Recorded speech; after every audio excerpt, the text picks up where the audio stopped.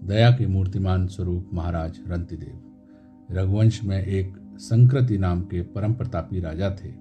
उनके गुरु और रंतिदेव नाम के 2 पुत्र थे। रंतिदेव दया के मूर्तिमान स्वरूप थे।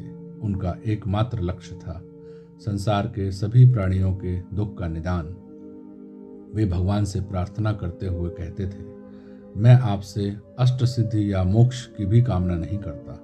मेरी आपसे इतनी ही प्रार्थना है कि समस्त प्राणियों के अंतःकरण में स्थित होकर मैं ही उनके दुखों को भोग लूं, जिससे सब दुख रहित हो जाएं। इसलिए महाराज रंतिदेव यही सोचते रहते थे कि मेरे माध्यम से दीनों का उपकार कैसे हो, मैं दुखी प्राणियों के दुख किस प्रकार दूर करूं। अतः उनके द्वार से कोई भी याचक कभी विमुख नहीं लौटता था। वह सबकी यथेष्ट सेवा करते थे, इसलिए उनका यश संपूर्ण भूमंडल पर फैल गया।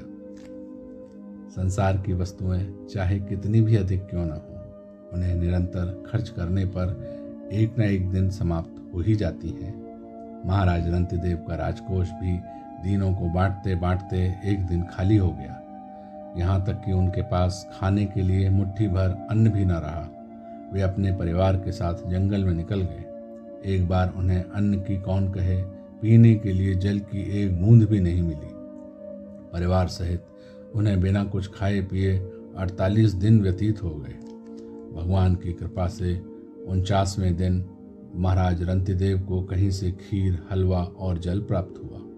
भगवान का स्मरण करके वे उसे अपने परिवार में वितरित करके पाना ही चाहते थे कि अचानक एक ब्राह्मण देव आ गए। उन्होंने कहा, राजन, मैं भूख से अत्यंत व्याकुल हूँ, कृपया मुझे भोजन देकर तृप्ति प्रदान करें। महाराज ने ब्राह्मण को बड़े ही सत्कार से भोजन कराया और ब्राह्मण देव संतुष्ट होकर तथा राजा को आशीर्वाद देते हुए चले गए। महाराज ने बचा हुआ अन्न अपने परिवार में वितरित करने के लिए सोचा। इतने में एक शूद्र ने आकर अन्न की याचना की। महाराज ने उसे भी तृप्त कर दिया।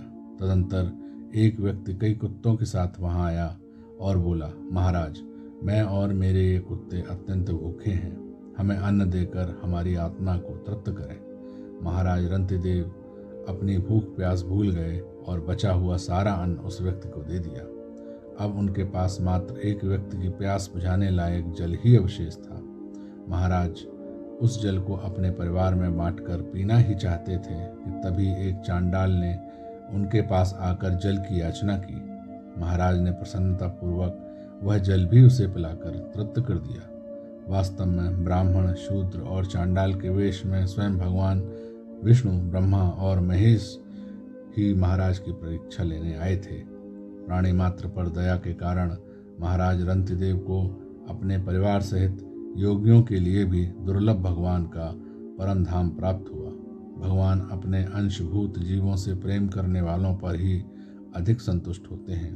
संसार के समस्त प्राणी भगवान के ही विभिन्न रूप हैं। जो भगवत बुद्धि से सबकी सेवा करते हैं, वे दुस्तर संसार सागर से सहज ही तर जाते हैं।